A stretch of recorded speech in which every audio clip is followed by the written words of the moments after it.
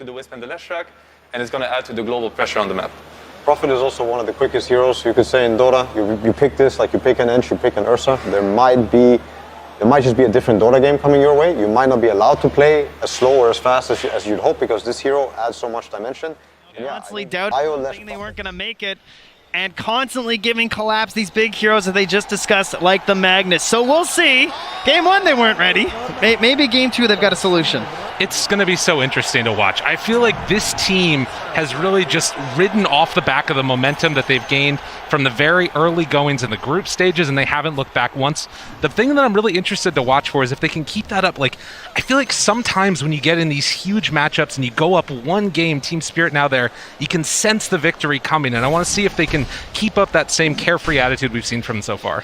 Just playing Dota, just having fun with each other. Yeah. Surely that, that's got to feel like at some point you've got to be thinking like, oh, are we gonna win, guys? Is this actually going to happen? Are we doing this? It's crazy. But we'll see if it ends up happening here as Mira spots out a couple of those treants that are trying to get a little bit of vision. So interesting things to watch for in this as far as a laning matchup is concerned. We'll see where that Nature's Prophet ends up at and how much pressure they can put on.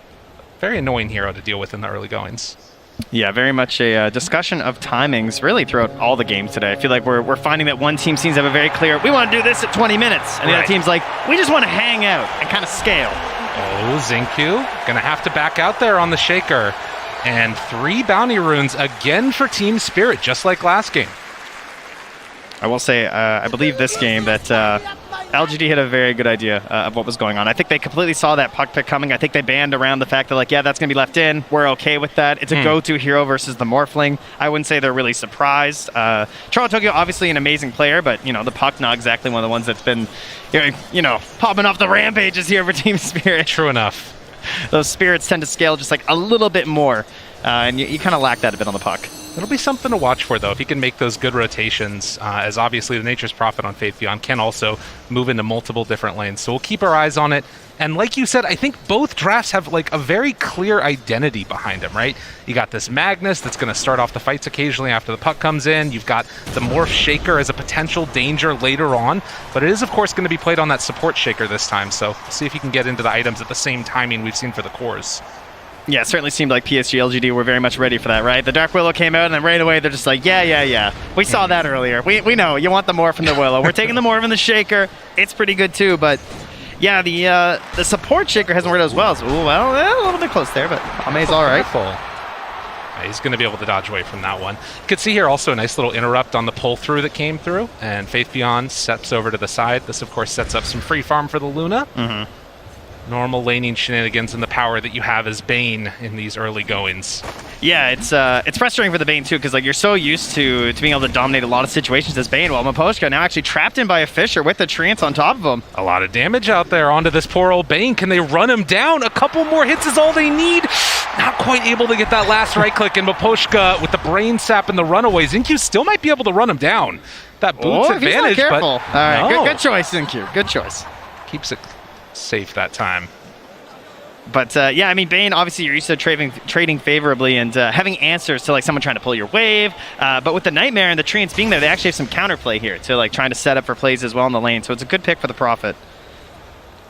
Allows him to play that much more freely. But you can see that Luna already off to a hot start. 11-2 right there in the top lane is down bottom. Y gonna take one little punch there from the Dark Willow, and a Fissure block off on the other side, but not within that tower range. So we'll be able to get away with some extra damage. Tango, as well as the Quelling Blade through, and he's fine.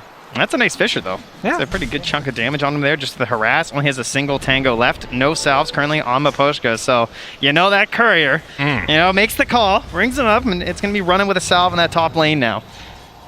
So if there's any chance here for LGD to score a kill, it might be sooner rather than later. Too true. Got to look for that opening. Down bottom. Really trying to pressure, too. They keep pump faking this Fissure up top.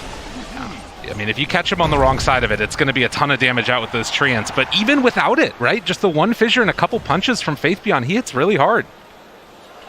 They will be bringing over that Courier now. Miposhka needs to make sure this one does not get sniped by Xingqiu. Hopefully you're not losing it to a Shaker. Yeah, true enough. But this bottom lane, lots of harass being spammed out here from Mira and Collapse as well.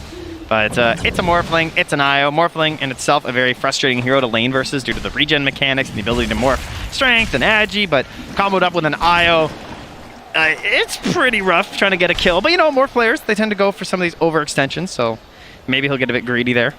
Right, and even, you know, just the pressuring and forcing him to switch over attribute shift, it makes it a little bit harder for the morph to last hit. So it's not all bad, as Xingqiu is going to make that big move over underneath the ward and going to steal away the small camp. How many does he get? Not a ton, but nothing to say. Able to sneak a few as well. All right, interesting stuff there. It does sacrifice the top water room potential there. Oh, well, I say that, actually.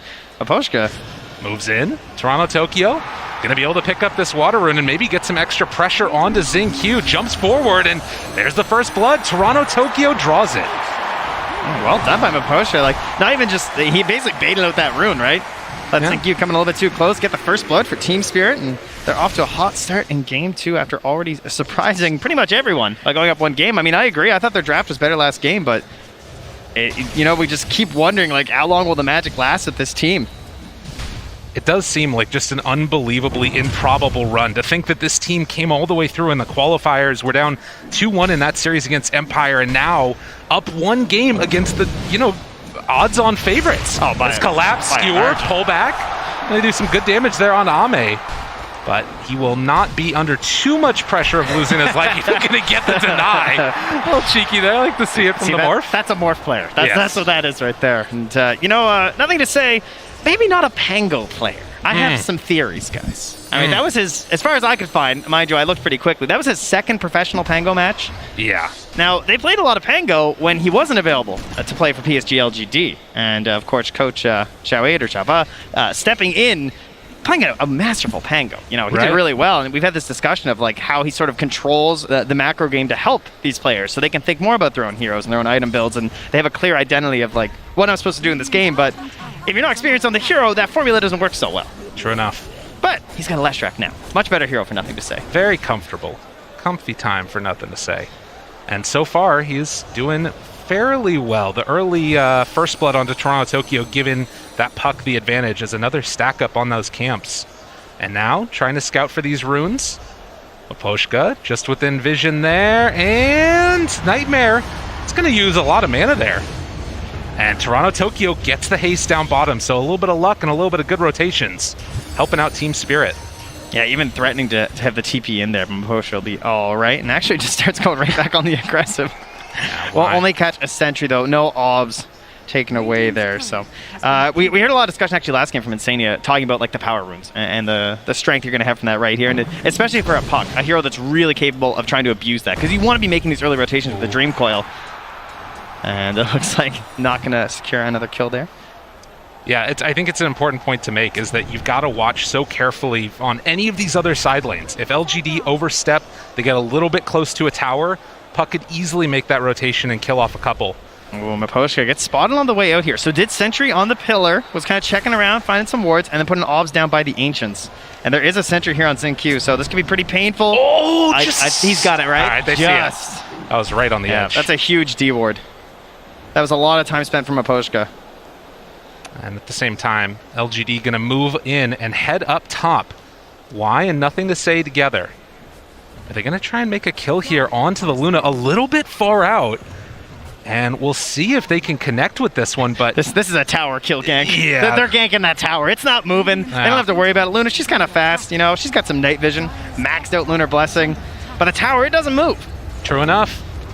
They're going to move in and next take hero, this one down. Mercy. Can she just throw the tower somewhere? It's a possibility. Ideas? Dare to dream. Okay, that went down really fast. Yeah, this is a problem potentially. The early group up right there, and the fact that you can't really contest it at all. Yadoro heads back into the jungle to farm up his medium camp. Look at Maposhka. He actually got spotted there. He did step in vision for a moment. And a correctly drawn line here from Y, I believe, is to his current path. But they did get down that ward. We'll see if that one gets taken away by LGD. As down bottom, able to go for the RP now, connecting on to Ame, but I don't know if this is going to translate into a kill. No, they don't think so, at least. They're not. Skewer. Oh, there we go. Yeah, they bring in the IO as well, and that's going to be more than enough. Ame backs away perfectly fine. Maposhka's just like, can I get something done here? You know, my wards. Getting a little de-warded here, just roaming around. You know, it's actually Y, who's well known for being such a roamer, but on this IO having to play a little bit closer to his ally. Yeah, it is a little bit of a change-up in styles there. We saw a bunch of that rotation going on in the last game from him, as Miposhka, on his Bane, finds another courier kill. Yeah, for Y, despite being a 5-player, he actually gets often categorized by like some of the information scrapers in Dota as a roaming hero. We've been told by some of our stats people just because he spends so much time going between the lanes. It's Ame, Collapse, facing off with each other. And just the focus right now on the farm, stacking up the camps. Ame again moves up to come and contest this, and Collapse, I don't know if they're really going to be able to do all that much to stop him.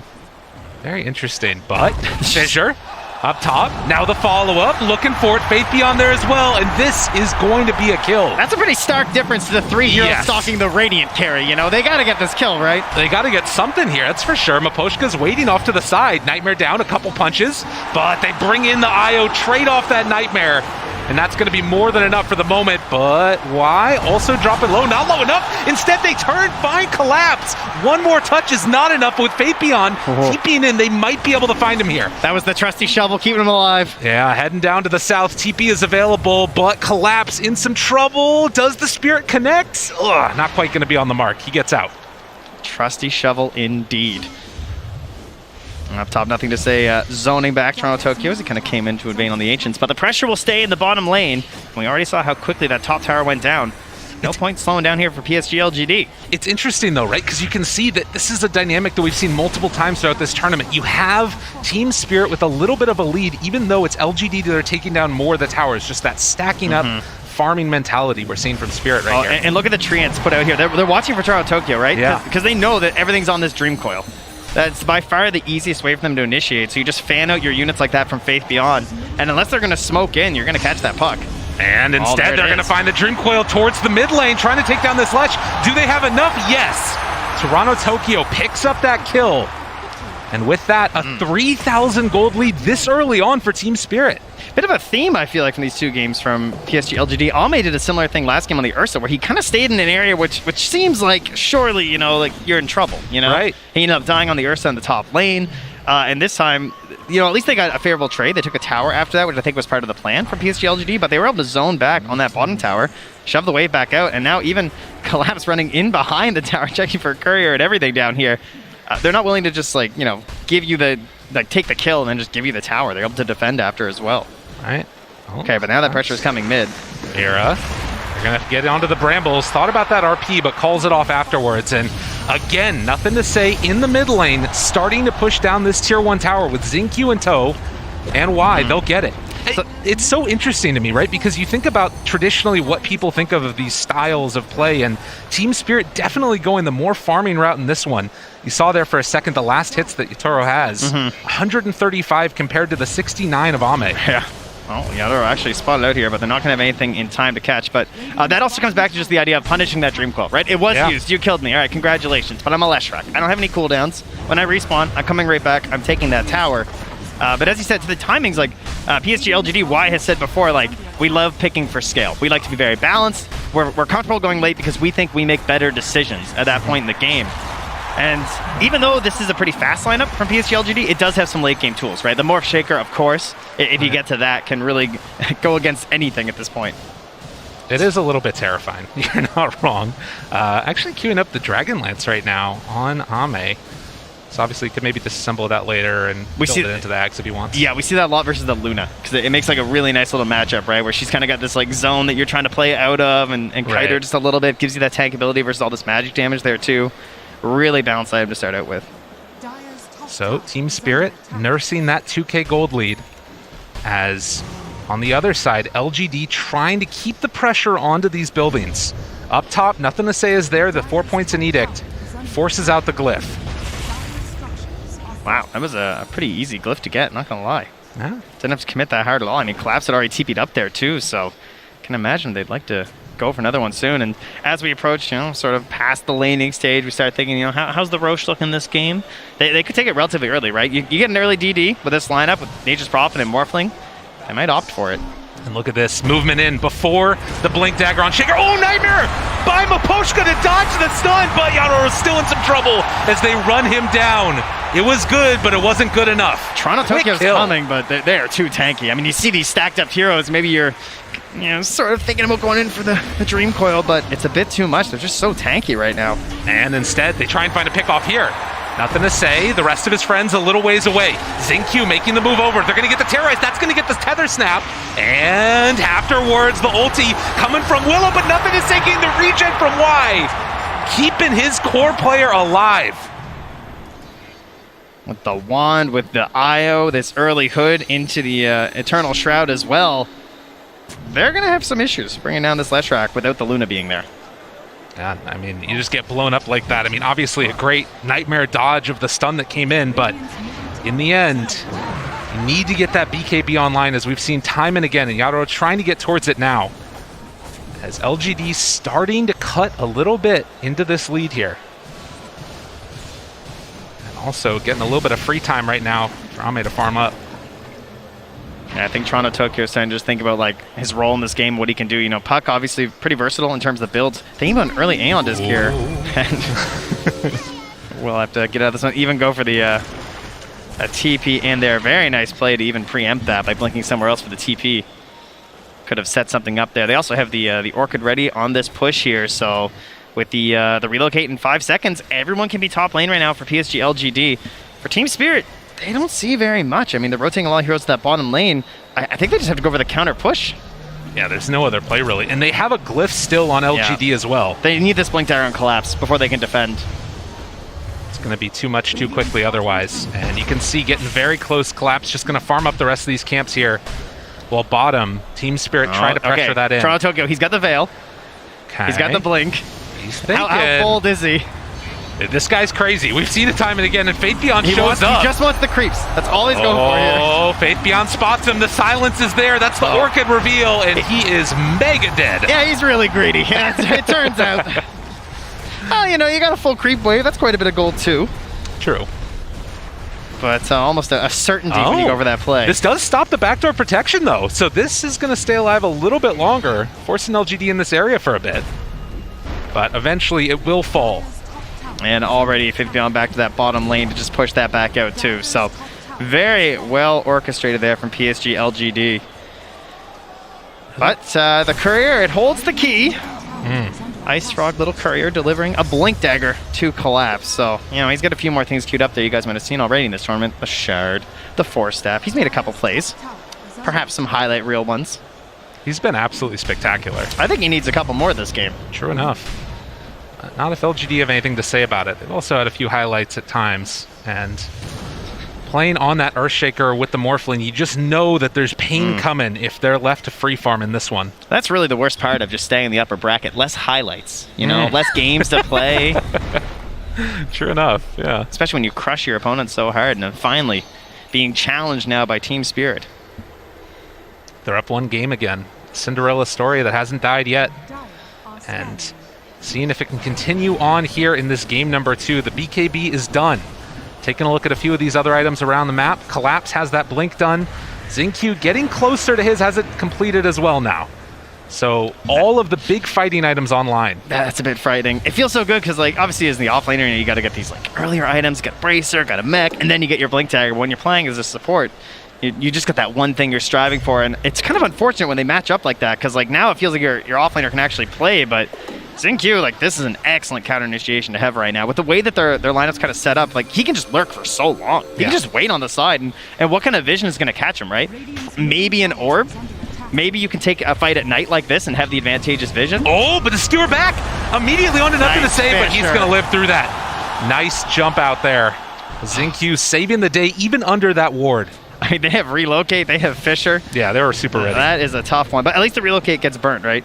Yeah. So that is something for them, but immediately into the Roche. Oh, and LGD going to make a bit of a sneaky play here. Did Team Spirit know that this is going on? Where's your DD, guys? They're going to have to push. I mean, this is down to about half HP now. Team Spirit, it's really well covered by the vision of LGD as well, but they're going to smoke up now. Can they get there in time? Aegis, it's super low now. They pull back onto Xingqiu. Going to try and take him down first. And they will get that kill, but it comes at the cost of the Aegis on Ame. No leaving it in the pit this time for any other teams. No. For IG, everybody knows. At the very least, you do get yourselves a kill from that, but surely still happy, you know, Zinkyu. That's basically an exchange. Sometimes you trade a Roche for a tower. Sometimes someone on your team just needs to go and kind of feed to block out the smoke. And in this case, that was just a small feed to help things out here. So another game where like the kills have also stayed pretty low. True. From game 1 and game 2. Feels like teams are being very picky about their engagements. So much on the line. It's incredibly tense for these teams. And I'm again, you start to wonder how much the pressure is going to be affecting these plays. We'll have to keep our eyes out for it for sure. But Ame with the Aegis, another 4 minutes with this. And I believe this is going to be the Manta coming out pretty soon for him as well. He can start to play with a little bit more freedom here, potentially. And currently they already have amazing vision in the top lane. You can see this ward just been staying on the high ground here. About a quarter of its duration left. Nothing to say. Feels confident enough to be up there. They already control the outpost since they took that tier 2 so early. Team Spirit, again, just forced to try and hold on and try and build everything up into Yotaro this game. Does, of course, have this buffed-up carry mentality that we've been working towards in this main bracket event for pretty much every team. You're going to have the empowered Luna. But, you know, it's not the wolf fight, it's not the tiny. So Yotaro got to do some heavy lifting here. Potentially, they have a Nightmare and then the walkaway. They actually relocate into this one. There's relocate, there's Nature's Prophet. You know, it's very scary. If you don't have that really quick burst, you don't really want to take it right now for Team Spirit. But they forced out some rotations at the very least. They got to try and hold this tower, I think, or else this really wasn't worth it. No IO save this time, though. That's the danger of the relocate. Nothing to say outside of vision. They don't see him. Now they do. The pullback going to be able to get that skewer. The vision not quick enough. And nothing to say goes down. Now looking for more. Ame has to be careful. Zinkyu there as well. Oh, but Ame with the waveform through it. Brilliant play. Aeon disc afterwards. Now the chase, looking for more. Can they control? Do they have enough for the kill? The Terrorize comes out, but he got the strength form off. Faith Beyond jumps away. The skewer back onto 2, and the RP. Oh, collapsed it into him again. And look, they're just surrounding him. There's no chance to help. You have the IO, you have the Shaker, but there is nothing else left in the tank there for Ame, although trying to TP out, but the stun comes through right at the end. And LGD, another triple kill for Yotaro. And Y will manage to escape from that one, but a huge win for Spirit here in game number 2. That is massive. Oh, what an amazing defense. And Class does it twice in the fight with the skewers, catching nothing to say. Like, you know, you talk about this idea with like the Aegis and like, what are you supposed to do with this Aegis? Are we supposed to push towers? Is that the goal right now? So, you know, should it be on the Morphling? You know? Right. Doesn't he kind of feel like the harder target to get in the first place, and instead you're sort of hanging nothing to say out to dry? Like, he gets one skewer and there was no chance to save him. Yeah, I mean, again, part of that is also the decision to stick around after that relocate was used, because that's probably part of their idea behind it. Yeah, I mean, that's your easiest long-range save, right? Unreal. 5-6. And Team Spirit playing just absolutely great Dota. I'm sensing a smoke-up Echo Slam here soon. You know, this is what you do. You lost your Aegis, and you're like, okay, guys, this is fine. Group up. We're going to smoke. We've got our other tools back. Let's go dunk on some people. Zinkyu so often has been the answer and the playmaker for this LGD lineup. Whether it's the Snapfire or this Earthshaker, whatever it is that he's playing, he's making the big moves. So, 21 minutes in now, and Arrow continues to farm. I mean, this is the thing that's really scary, right? Like, how many times have we seen these Lunas just get completely out of control and then just walk high ground with an Aegis? And now it also feels like they have some of those tools with the Blinks Online to actually win those Aegis fights as well. Yeah, sometimes they don't leave that high ground. It just takes one sort of mounting up there and it's over. Part of the reason why they can be a little bit patient here for Team Spirit, but patience, you know, that's not something they're very well known for. Scary. Invis. And then the smoke up afterwards. Team Spirit looking on the hunt. But LGD, sensing danger coming their way, will retreat out. Just is he going to horn toss him again, Lyrical? Don't tell me he's going to horn toss him again. Oh my god, he got him again, Trent! They did it to him as they find the pickoff. Collapse, you're too good. What a smell. Unreal. Oh, they're so good at just finding that one kill and like waiting for this timing too of just this. Oh, they caught him on the zip. They pull him back in afterwards. Why? In some trouble. Skewer a little bit off the mark, but the Brambles are there for round 2 of it. Team Spirit, they came to play on finals day, taking down Secret, now looking to go up 2-0 in the series against LGD. Meanwhile, Faith Beyond at least, you know, getting something back, right? Yeah, go grab that outpost, get it. But man, losing the Roche into just like taking over the map right now for Team Spirit. They're just having fun. That's what they say, right? Do they look like they're having fun? They do. Well, Voshka looks like he's having fun. For someone who's playing Bane, that's as much fun as your face gets, I think. You know? They're on top of it. Killing it. And we'll see now if LGD can pull this back. I mean, again, we've talked so much about the effect that pressure has in this lineup. In a lot of ways, built to try and just win the Aegis. Not a whole lot else is going to be acceptable for them and the sort of standards that they set for themselves. 5 to 8.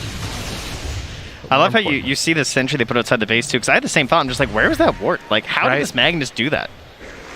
You know, and just nothing. They're just Collapse is just too good. He just feels it. He just goes. At the very least, yeah, it's a lot of sentries. They're all over the place. And, you know, that's because they also have the gem, I believe, still, yeah, on Toronto, Tokyo. So they know that they're in trouble when it comes to the vision game, and so you get into this place where you're just kind of spamming them everywhere. And IO, you know, you heard our lovely draft panel, as well as Insania, talking about like the sustain and everything, and Insania pointed out just like how much more valuable that healing is on the earlier end, right? You know, yes. About trying to get as many of these mechs and these holy lockets as early as you can in the game, and when you have to spend on sentries, that can be a bit tough. But at the same time, you have a Shaker on your team, so you're making a sacrifice in terms of the goal to ensure that Blink Dagger is going to be there. Unfortunately, they haven't really gotten much out of the Shaker. A couple nice saves, but Xinq's still waiting for his big moment. And it's tough, right? Because you have to sort of go in and make that chaos happen first with the rest of the heroes on LGD, and specifically Nothing to Say. And he's built all these items to try and stay alive. The Eternal Shroud, going for the Halberd, now into the Plate Mail. And it has just not been able to be enough to keep him alive against the big plays from Collapse. MVP in this game too. And now, it's nighttime once again. So what do? We smoke. You got night vision, right? You have the advantage there. They're going to have to rely on the treants from Faith Beyond if they want to get some of these plays out. That is the vision that they have at night. But the edge certainly belongs to Team Spirit. Absolutely. As they move up onto the high ground, Xinq feels like he's safe, but they drop down the ward right away. Xinq manages to get out of there, has that shard to create that separation. But again, a ward dewarded and taken away vision from LGD. They're just going to do the sweeping motion here, right?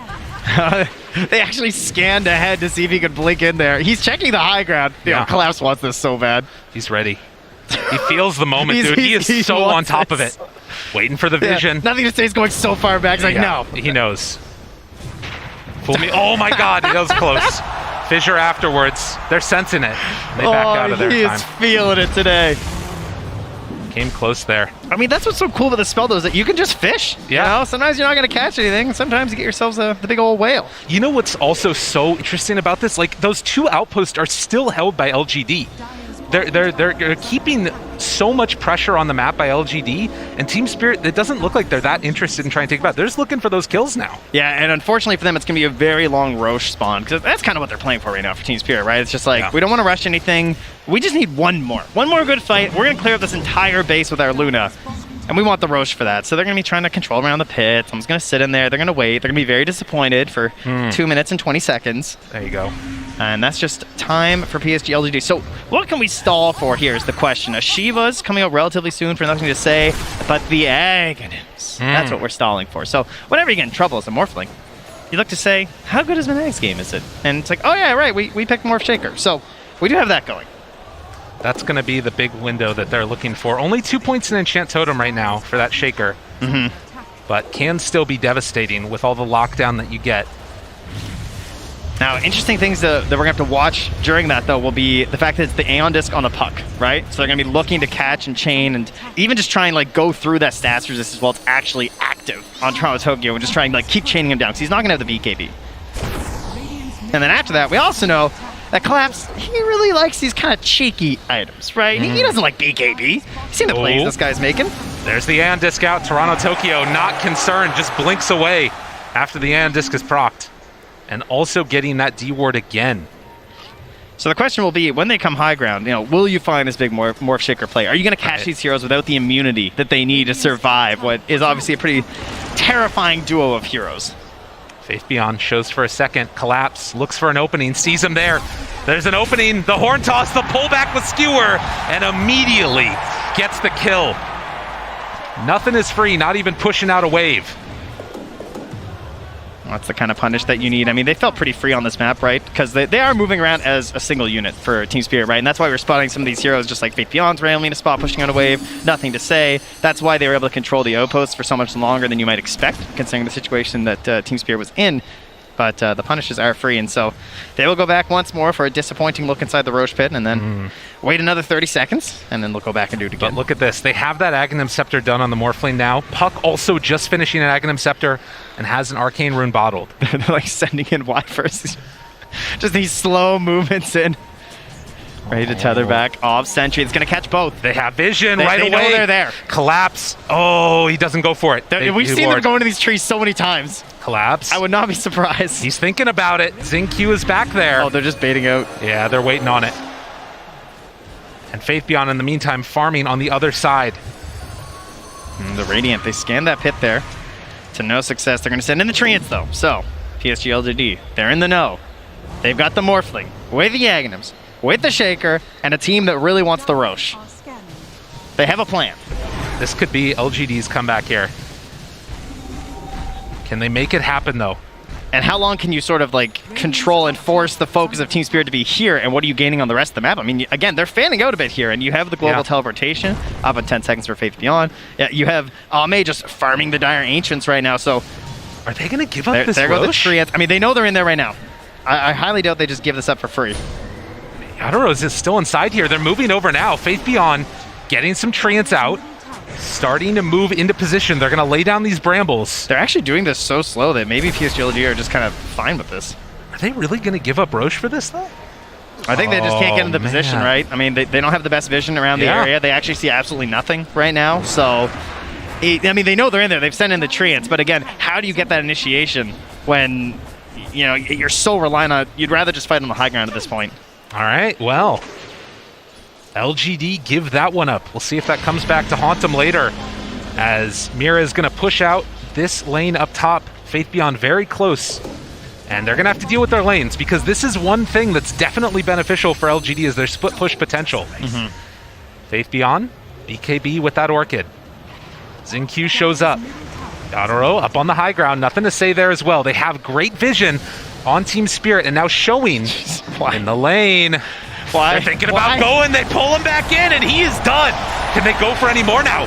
They have full control onto the Luna, but Luna just walks away. Living yet again. Yeah, I don't know. I don't know if he's thinking about, like, is there a buyback play there? Because that's a pretty bold Sentry to place down. On just like that, Team Spirit with Aegis in hand. Faith Beyond could maybe go for a play there, but Toronto Tokyo not showing himself, has the boots of travel to join with the rest of the team. Right? They had the ward near the base. They actually saw that Ame was moving over here. Oh, man. This would be such a huge pickup if they can get him. The spider legs. Walking in. They get him with the horn toss. Chasing down for more. Ame's done. Team Spirit. Everywhere they go, people die. It's the ward game. You know, just spots him heading over there. That ward near the base. Lets him know. Fire. They chase it down. And now they go up. Will they leave is the real question. There is a glyph available for the Radiant. True enough. They walk up high ground, and Yadoro going to start beating away, laying claim to this area. In the meantime, Faith Beyond's going to try and push up that top side, but they catch him right away with the glyph. Collapse, pulls him back in, breaks the coil. Team Spirit, they're just playing too clean today. LGD need more. They don't have buyback on this Morphling. They can't get 2 racks at the very least on the side of Spirit, but I mean, do you need 2 racks? I don't know. That's a good question. Well, maybe Faith Beyond is actually starting to take this one down. Now the jump in. There's the BKB. Faith Beyond still has that Orchid available, but the turn off to the side. Oh, great Orchid to interrupt, and that will be enough to get him out. That was really well done with the BKB TV. It's like there's one answer, right? Yeah. Finds in there with the Orchid, so well done indeed. He will at least take a tier 3, so that's something, but of course there's still lots of time. You know, 2.5 minutes for a Luna to just run back to your base. She's pretty fast. You're not wrong about that one, and can start pressuring down these other towers. There's no more glyph either. Do Team Spirit want to make another run at this with the Aegis? They're just so far ahead already. 10k gold. It does not look particularly close. Yeah, the boots of travel there from Toronto Tokyo, so he's just able to push out this bottom lane. He can be there in a flash too, trying to match some of this global capability that's there from PSG.LGD, but they're still waiting for their shining moment of Morph Shaker. They are in this game, believe it or not. Just haven't had an opening. Satanic now done too for the Luna. Couriers just flying in everywhere, dropping off all these new items to Team Spirit. I mean, Yaro's almost 10k gold up on the next hero on the enemy team. LGD just don't have an answer for this Luna, particularly with the Aegis. And it looks so free for him. This is the path to victory for Spirit to go up 2-0 over LGD. They gotta guard this wave that's with them, though.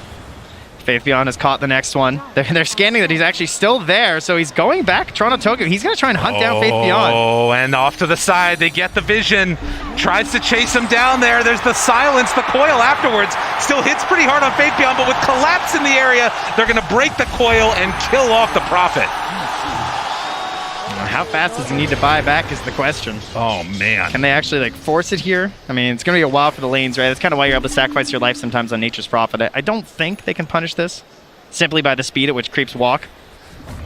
So there'll be a little bit more time now for LGD. But what are you gaining in this time? You know, there's going to be a Scotty done, so that is pretty huge, actually.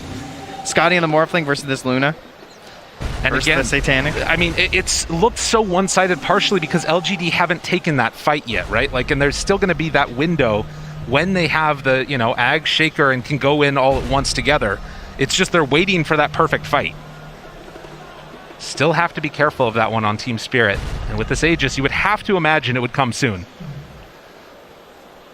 Well, Collapse, you know, I think he wants his perfect game here. He's the only one who hasn't died so far on Team Spirit.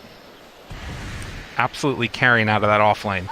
No kills, too. So giving, you know? Such a charitable offlaner. That's the way it's supposed to be. Absolutely. Ooh, also, that Aether Lens for the extra range. So much range on absolutely everything in this game for him.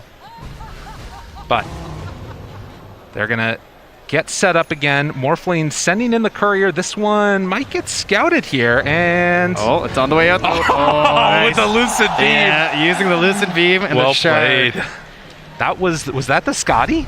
Oh, yeah, God, it was. killing that Scotty. Almost 3 minutes of no Scotty, but, you know, it's okay. You know, LGD, they don't actually see enemy heroes. They just see enemy creep waves.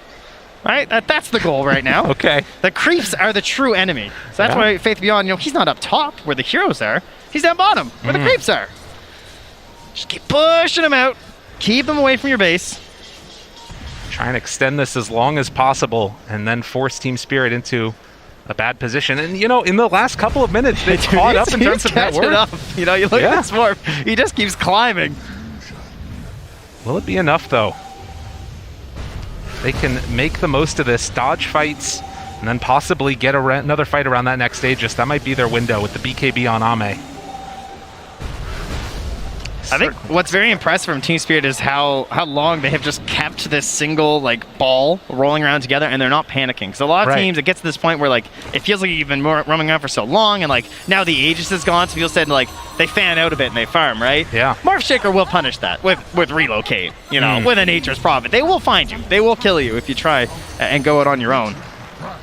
But with all the lanes pushed out now, Team Spirit, without that Aegis, still going to walk up and hit this a couple of times. You have 3,200 HP on Yaro as well as the Butterfly done. And they have this ward on the high ground that LGD don't know about. Collapse. They have Collapse. So often, he's been the one to make those big plays. They're continuing to push in the bottom lane. LGD hoping for an overreaction from Team Spirit. As they walk up, start to hit these racks, but likewise, bottom lane is being pushed in. They've morphed in as well, actually. He's fully committed to the Shaker. Terrorize afterwards, caught with the fear and the horn toss to pull back. They got nothing to say. He's so far away. They don't have a way to get to him. He is going to die here as they get the Fiend's grip off and the eventual right click down to death. Oh, Toronto Tokyo in the back. Chase. He caught one on the way Gets out, too. one! Onto ZQ, he's in trouble now as well. They find themselves another pickoff potentially here. ZQ, nothing else left in the tank, falls down. That's a nice play. Very heads up there from Toronto Tokyo, just not letting him just get away with offering up the sacrifice of the Lesh rack, you know, not just the goat. We're gonna take what is Shaker? Cow? There you go. We'll take that too. Right. Yeah. They're keeping these lanes pushed out. And this is the only thing. We've seen a couple of teams, you think back to that Quincy Crew game, they were able to keep the lane shoved in constantly and eventually win with an all-in push. And that might have to be what we see from LGD as well. Maybe a relocate play with Morphling or something like that. Because right now, do not say that. I won't allow it. You won't not allow here.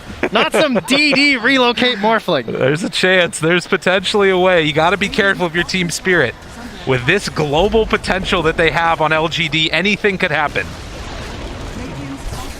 The last outer tower. Now gone. PSG.LGD. Beyond AC done. And Team Spirit starting to sense Roche going to be back up. 10 seconds. And with that, it could be the window to close this game out for Team Spirit. All right, refresher or eggs? What are we getting? I'm down for either. As it will respawn right now. Get the eggs. Interesting. Smoke up, though. LGD. Is this finally the fight that they feel comfortable with? They have been sitting on this Ag Shaker for so long. Or Ag's Morphling, rather, with the Shaker. BKB now done to boot. Yeah, that's a good point, though. Maybe they get Zinq and eggs here. Yeah, that would be kind of nice. You can see Team Spirit not comfortable just hitting away in the Roche pit. Nothing to say, walks in. Yadaro up front and center. Jeez. Nothing to say, they jump in. There's the control. The damage out. Mapochka's dead. Buys back immediately. Yadaro turns to fight. Destroys. Nothing to say. They've got him. Caught to the side. Ame in some trouble. Hitting from the low ground. How many misses are there? It doesn't matter as they chase him down and kill him off. A great win for Team Spirit as they will find more and more. Unbelievable. The chase continues. Yadaro just chases him down, and Echo afterwards trying to buy a little bit of space. Nothing to say, but can the kill collapse? Trying to take him down, but no, it won't happen. On the side, Toronto Tokyo will fall with a big stun afterwards. Yadaro moving in. He's big, he's bad, he's Luna trying to kill him off. The fear, the pullback, collapse, he's got him. Zinq looking dead as well as they turn and hit. Another one bites the dust, but they buy back now on Zinq. Faith Beyond getting absolutely shredded. Yadaro is too big as they catch him in again. The pushback, they got him caught and gonna maybe find the kill. Nothing to say. Down low, dead. Another huge win. Team Spirit, they won't be denied. The Hortos catches onto Zinq, and Yadaro just slaughter. The way they play these fights, they're so in sync with one another. GG is called. They call it a Cinderella story. Well, if the shoe fits, wear it. Unreal. Good. And we got a crowd up there. Talent, very excited for this young team's present. They have been absolutely dominant in this one. 2-0. It's not just the fact that they won 2 games, it's the way they won these games. The patience exhibited here is not something of a young team of like, oh, we crushed the lanes and we're totally owning this game. They were patient. Yes. They knew their timing. They watched for the only way for PSG.LGD to get back in this game, and they just blocked it out.